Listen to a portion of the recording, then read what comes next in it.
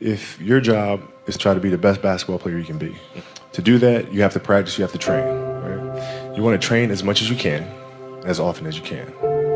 So if you get up at 10 in the morning, train at 11, right? 12, say 12, train at 12, train for 2 hours, 12 to 2. You have to let your body recover. So you eat, recover, whatever. You get back out, you train, start training again at 6.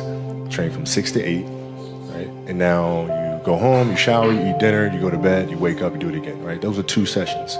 Right? Now imagine you wake up at 3, you train at 4. You go 4 to 6, come home, breakfast, relax, blah, blah, blah. Now you're back at it again, 9 to 11, right? You relax, and now all of a sudden you're back at it again, 2 to 4, and now you're back at it again, 7 to 9.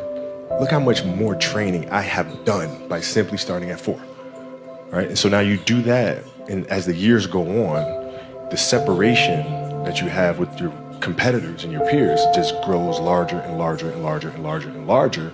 And by year 5 or 6, doesn't matter what kind of work they do in the summer, they're never going to catch up because they're 5 years behind. Right? So it makes sense to get up and start your day early because you can get more work in. I didn't feel good about myself if I wasn't doing everything I could to be the best version of myself.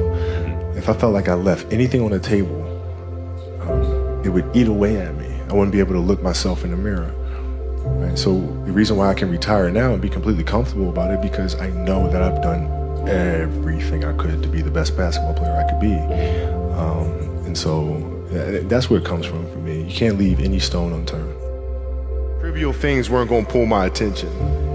It had to be things weren't going to pull my attention. It had to be things that I had a purpose. I wanted to be one of the best basketball players to ever play.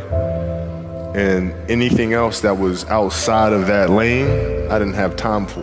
At what age did that goal become crystal clear? I made that deal with myself at 13 years old. At 13 years old? 13 years old. That's the deal I made. You were crystal clear about it? Crystal clear.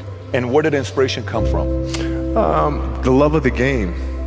The love of the game, the challenge. Like I would watch Magic play, I'd watch Michael play, and I would see them do these unbelievable things, and I'd say, can I get to that level? I don't know, but let's find out. If I could work that hard every day, with being blessed with the physical tools that I have, what would my career be? And I made a promise to myself from that day that I was going to work that hard every single day so that when I do retire, I have no regrets. And that was the most important thing for me, is to leave no stone unturned, get better every single day. And if I lived that way, then over time, I'd have something that was beautiful. But that was my philosophy. It seems like a pretty simple one, but if you live your life to just get better every single day, you do that for 20 years, what do you have? Follow your passion first. First. When I retired from the game, I sat there asking kind of all the wrong questions.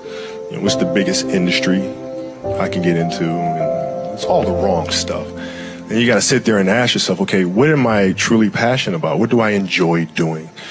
And when you feel that way, honestly, you feel like you have never worked a day in your life. It's the most fun thing in the world. You get up in the morning excited about what you're doing. And you got to be really honest with yourself about it. If you wake up in the morning and you're dreading going to work, dude, do something else. Do something else. And those are hard decisions to make. But when you make those decisions, it's a very liberating experience. And you'll find out that the rewards will come. Basketball for me was the most important thing. So everything I saw, whether it was TV shows, whether it was books I read, people I talked to, everything was done to try to learn how to become a better basketball player.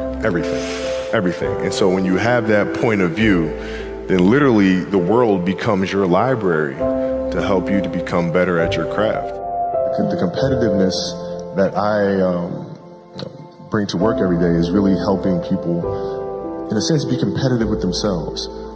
Right? If you're animating something, or you're writing a screenplay, or you're composing a piece of music, is that the best you can do? Right? Don't ask me. Don't say, okay, do you approve? Don't ask me. I'm not the musician. I'm not the composer. You know.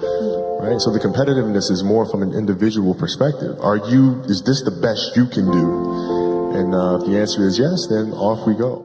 We talk about this often, and we always talk about the fact that you can learn a lot more from the failures than you can from the successes.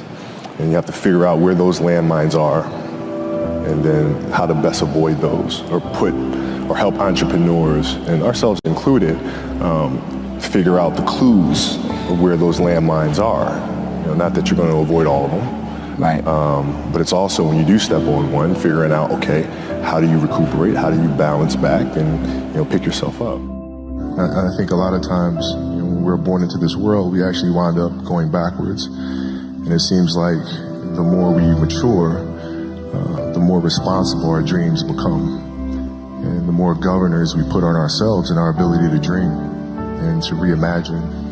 And it's always a fight for us parents and for you guys to make sure that your dreams always stay pure. And so it's not a matter of pushing beyond the limitations or expectations. It's really a matter of protecting your dreams, protecting your imagination. That's really the key. And when you do that, then the world just seems limitless. Passion came from the love for the game. I loved everything about it, like the smell of the ball. You love the smell of the ball? Yes, the ball. The smell of like brand new sneakers, and like the sound the ball makes when it hits the ground. Yeah, the ball going through the net, like all those things I love. And so the passion comes from that, because once you have that love, you just want to be a part of this thing all the time. I think the best way to prove your value is to work, is to learn, is to absorb, to be a sponge.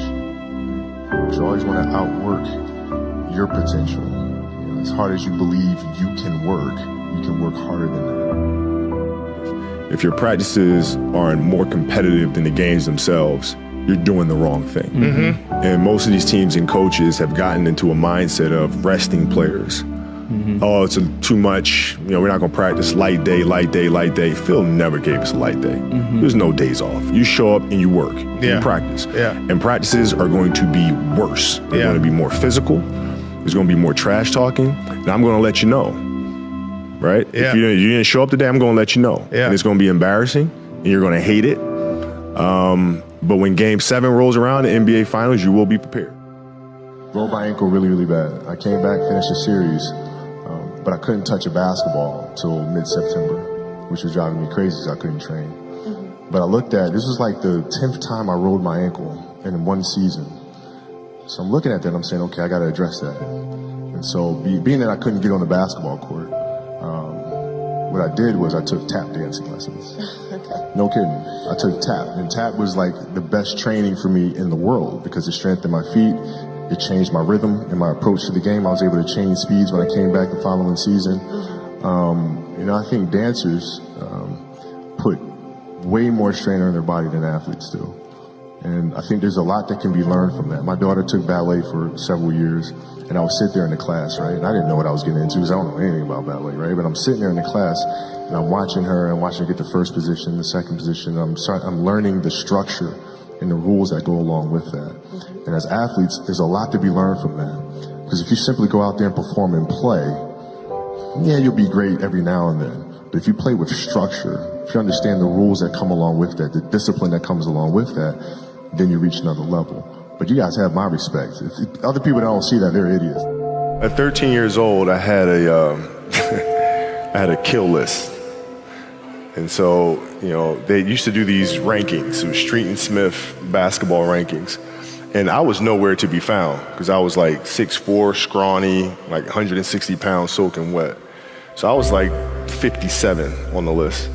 And so I will look at 56, 55, all the way up to number 1, who these players are, what club teams they played for. So when we go on an AAU travel circuit, I got to hunt them down, right? And so that became my mission in high school, is to check off every other person, all those 56 other names, hunt them down and knock them down.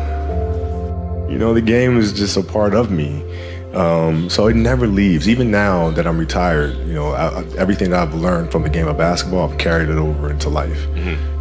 Like basketball's helped me be a better person, a better friend, a better father. Well, because there's life lessons that are within the game, mm-hmm. like communication, like unselfishness, like attention to detail, and empathy and compassion. Like all those things are in the game. And as an athlete, if we are aware of those things, it helps us become better human beings.